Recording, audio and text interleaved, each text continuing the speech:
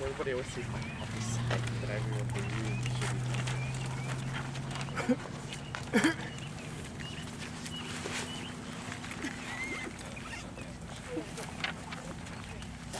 Walk this way. lady to the right. He's in the camera presence, got it. The big grand.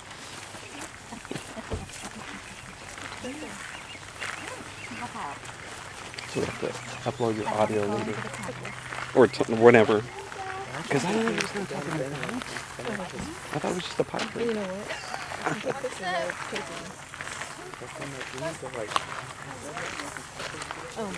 You know what? I didn't bring my glasses, so I'm gonna need y'all to tell me when something's really serious. Oh, that's fine. I can't see. Look at all these stones. These are beautiful. Oh, don't start that. Because then I'm going to really think about Well, I that don't now. know what it looks like, to be honest. Do you know what Poison Ivy looks like? Yeah. Okay. You're like, yeah, it's right there. You just stepped in it. It's that stuff you're touching. Walking.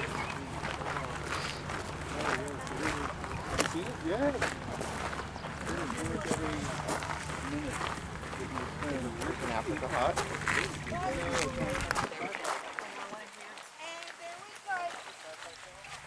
I guess I should be up there. Where are y'all, All I know, they got the spot, and we got the best spot. That's all I know, because the other people were like, oh, we wanted that spot. I don't know what they were talking really? about. Yes, I have no idea. They came out here or they just called? Well, the way Mike was saying is that, and Pete, was that they have like, say, 20 spots, like with electricity and water. And if you come between, it's like first come, first serve, but they're reserved. Right. And then once those are gone, they're gone.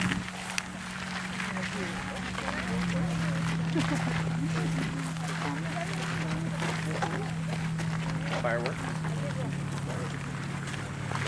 But it's a little further in. It's going to be on the lake. Hey, my EpiPen's in the car if I need it.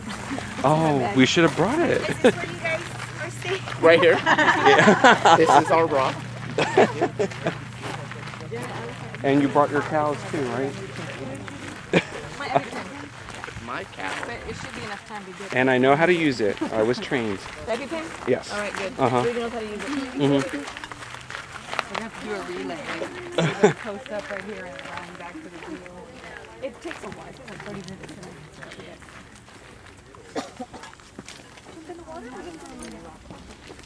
Let's just jump in. Go in the water. Is that what they do?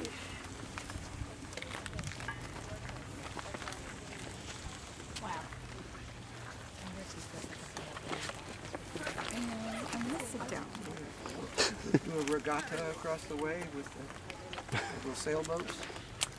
Yeah, no, that's kind of torturous, sir. Let's be on the sailboat, sorry. Oh, that's not part of our curriculum. Come on. I can make it work. I can make it work. Could lecture from it. What kind of rock we got here? Sandstone. No. Let's look at it. Let's touch it. That was the answer last time we were all wrong. It is like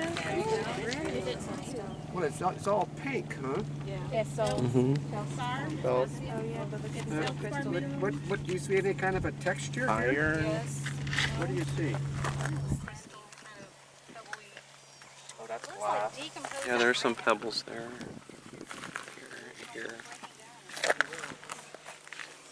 And if you look, Porphyritic.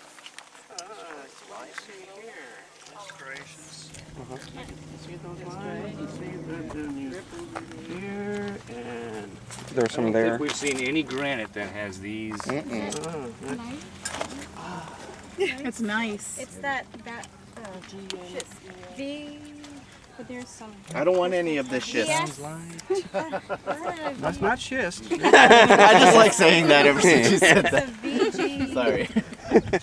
Oh, gee, I want this shit. This isn't schist. This is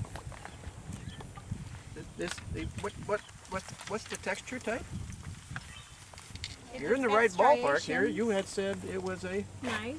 nice It's striations foliated. foliation. Yes, that's what these bands that you see here, and right here they got stepping on the foliation there. See, here, all these, and in a nice. Remember, you get alternating light and dark colors. But this is not alternating, is it? Yes, you get the alternating. Get what you get is really the pink is the light color, Yeah. and then the dark color is the black.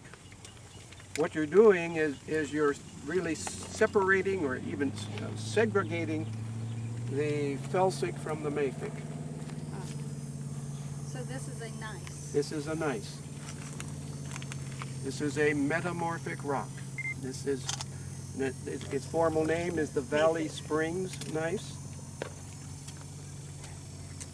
What spring? Spring. Valley Springs. On your Llano sheet, you would see it as a little p, capital C with a line through it. That's the Precambrian. And then a little v, a little s. That's the. And if you're looking at your explanation on the Llano sheet, this is right at the bottom.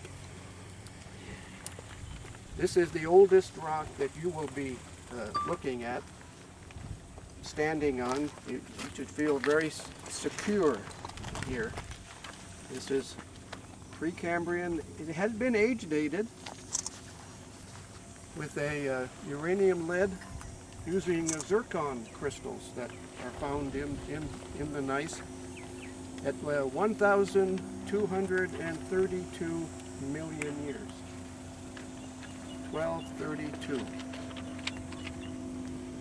This is rock which is forming in the early stages of putting rhodinia together. And if you were to look at the timeline for the supercontinents, you would notice that rhodinia is forming between 1,200 and 1,000 million years. Enchanted rock, you are looking at 1,048 million. Here we're looking at 1,232. So you're looking here at the very early stages, this metamorphism. And then you get the granite emplacement, which is coming at a younger time, near the end stages of all of the putting together for rhodinia. And as we'll find out Monday, we're actually looking at a mountain building episode because you have continent-continent collision. And the continents that are colliding are ancestral North America, which you could think of as Laurentia. I just like ancestral North America. And the collision that's coming in with a continent called Amazonia, which is essentially in the central part of South America. The Amazon River and the Amazon Basin. So that rock was colliding with this rock that we're standing on from Texas. And it turns out, if you really look in detail, that as we go through time, like we did yesterday morning, rhodinia forms, the Amazonia comes and collides with Texas. Rhodinia breaks apart to 750 million years, and it moves away. It becomes part of Gondwana. Then for the formation at 300 million years ago, near the end of the Paleozoic, with the Appalachian, and I used the word Ouachita. We'll talk more about that on Monday. Here comes Amazonia back for another try. And that's part of Gondwana, and we actually get South America colliding again with Texas. Then that's forming Pangaea. That breaks away. South America has moved to the south. And I wouldn't be surprised if somewhere in the distant future, Amazonia, South America, is going to come back for a third try. We do know that it's collided twice with Texas. Here, 1,200 to 1,000 million years ago, and secondly, about 300 million years ago. Two major mountain ranges, one in the Precambrian, the other at the end of the Paleozoic.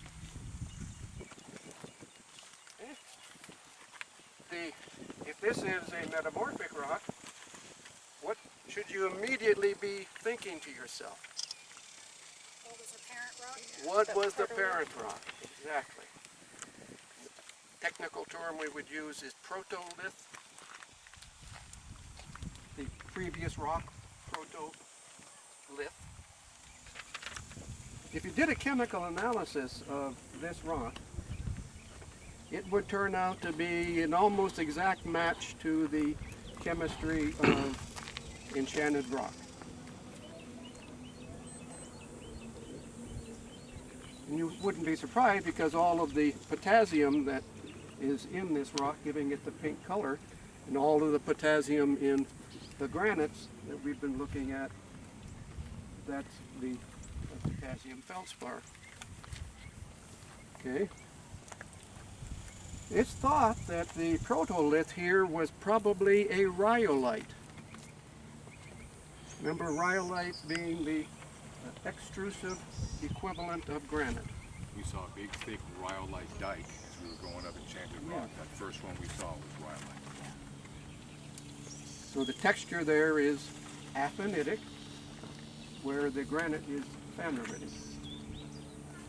And then that rhyolite has been caught up in this collision of Amazonia and Texas, producing the Valley Springs gneiss. It's a very nice rock. So Dr. Freed, because we do think it was rhyolite, does that mean it was extruded then? That's probably extrusive. And remember, when you get a continent colliding with a continent, there is a piece of oceanic lithosphere that's leading one of the continents, bringing it closer and closer and closer to the other continent. And that leads then to the collision.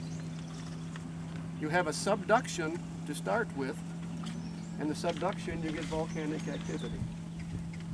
And that subduction is leading to the production of rhyolite volcanism. So if this is Rodinia, then which one is being subducted here? Is Rodinia being subducted, or pieces under the Amazonia? I thought mountains collide. It's just Oh, we're talking about melting building. We're not talking about. When you have two continents colliding head on, you don't start with this continent as a leading edge over here and this continent as a leading edge over here, because those continents are not going to be involved in subduction at all. You have oceanic lithosphere between one of the continents and the other continent. And that oceanic lithosphere is being subducted under one of the continental masses, carrying the other along as a, if you like, a passive participant until it gets all the way up to the other continent. And it's not going to continue down that subduction path. It leads to a head-on collision. And that's what we're looking at here. We also see some other interesting features. You see these cracks here? Mm-hmm. And another. What are these cracks? the joints? Joints. Are those fractional joints? These are all joints. You have a rigid material here which is being brought up. Isostasy, Paul talked to you about isostasy when you were climbing Enchanted Rock. And you get this material and it's adjusting to the change in the stresses by fracturing. And you typically get these fractures in sets. So you see all of these parallel lines, those are all a joint set. And you also often find that these joint sets are cut by a second joint set, which you see nicely developed over here. They're almost at right angles to one another. What's all this green? Yeah, yes, those are all the lichens. Very similar process to what we saw at Enchanted Rock. Is that because they're made up of the similar material? Exactly. It's actually a high calcium, high potassium content. And the blackish staining that you see around here, that's the cyanobacteria, which is coating the rock. The lichens are cyanobacteria plus fungus. Where you see the black coating, where Diana's standing, for example, is well developed. And that's the cyanobacteria working directly on the rock. Every so often you see, here's coarse material which is cutting right across the gneiss. See that here? One right here. Yeah, even better one, yeah, right here. And you're standing on Right here. Yeah. material. These are being injected. Remember you looked at some dikes at Enchanted Rock? These are dikes. These are pretty coarse grained materials. A lot of feldspar. See the individual feldspar crystals? Ah, yeah, there's some really nice quartz veins. Oh wow. Yeah. Yeah, here's some nice quartz veins. The veins is just the one color. Yeah, The it's veins right are here. all the quartz. Oh. It goes this way.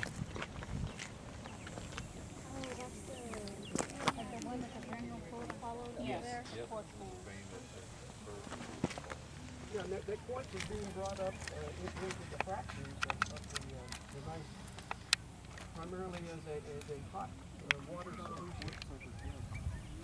We call it a hydrothermal. The hydro is the water and thermal is the heat. This is a good one. In solution within that hydrothermal It's a little bigger.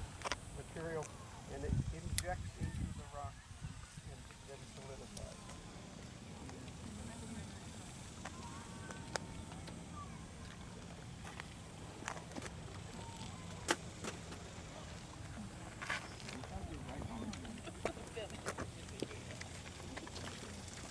And as we saw in Enchanted Rock area, especially we saw really good joints, three-dimensional pictures of joints at Crabapple Creek in the Hickory Sandstone. And you can see where the erosion has broken pieces away, so you can actually see that these joints are indeed three-dimensional. We see them on the surface as a single line, a linear feature, but they continue down into the rock.